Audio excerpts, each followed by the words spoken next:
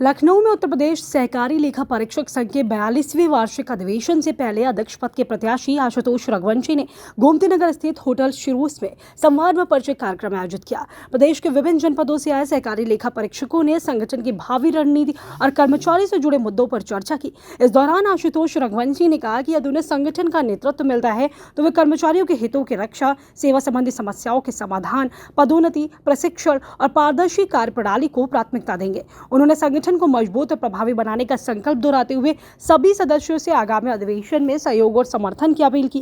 कार्यक्रम का समापन संगठन की एकता और कर्मचारी हितों की रक्षा के संकल्प के साथ हुआ।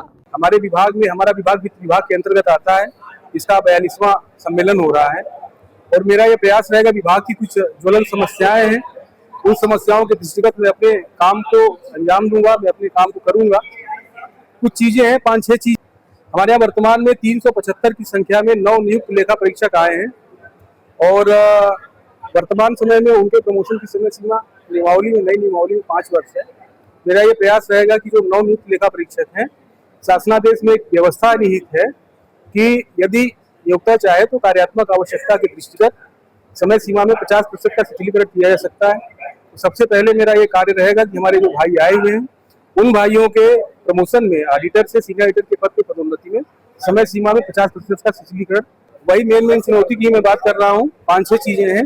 कुछ चुनौतियां जो, जैसे मैंने पहले कहा कि 375 हमारे लेखा परीक्षक आए हुए हैं, इनके सबसे बड़ी चुनौती इनके प्रमोशन की है।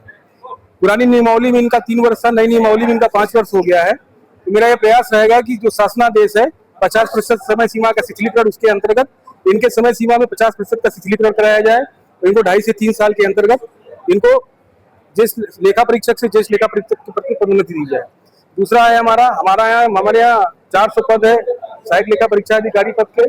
वर्तमान में समूह है लेकिन राजपत्रित की गरिमा उसे प्रदान नहीं है। मेरा यह प्रयास रहेगा कि सहायक लेखा परीक्षा अधिकारी समूह को राजपत्रित पद की गरिमा प्रदान की जाए।